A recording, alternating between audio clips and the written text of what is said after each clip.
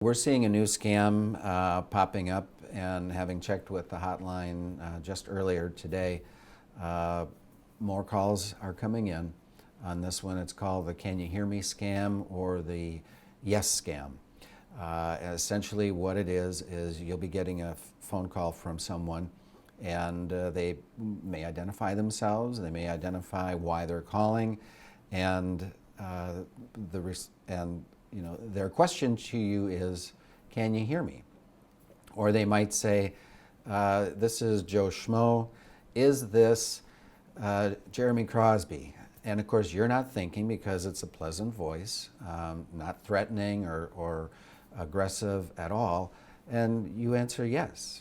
Well, what's happening on the other end of that call is somebody is recording your response, and they're using that yes response then to sign up for other services that require that voice activation of yes.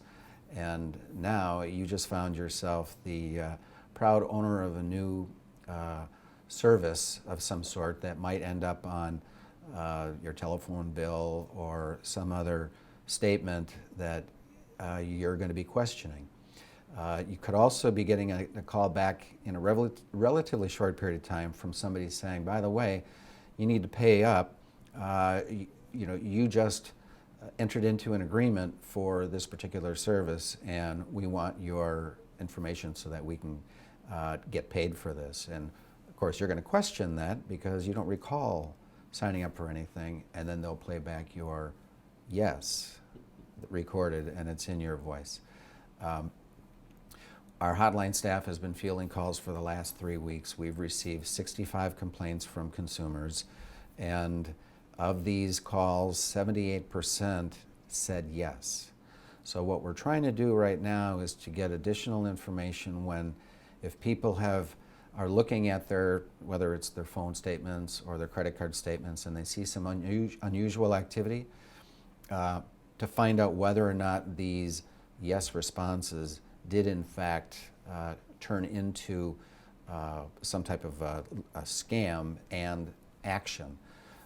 Once we find that out, then we'll have a better idea of educating and informing consumers that these are the things that are happening and this is what you should be paying attention to. We don't work necessarily directly with other states, but we are in contact with the Federal Trade Commission and our federal partners.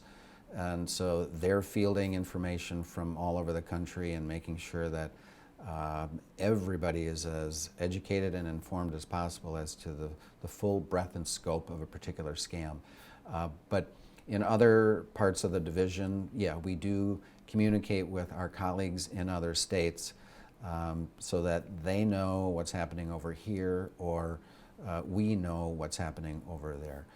But it all depends on whatever the circumstances are. There is that communication. But in this particular case, we're pretty much focused right now on Wisconsin consumers and how we can protect them. Deny it if there is some information you can get. I mean, if you're going to be saying, "What company do you work for? What is your name?"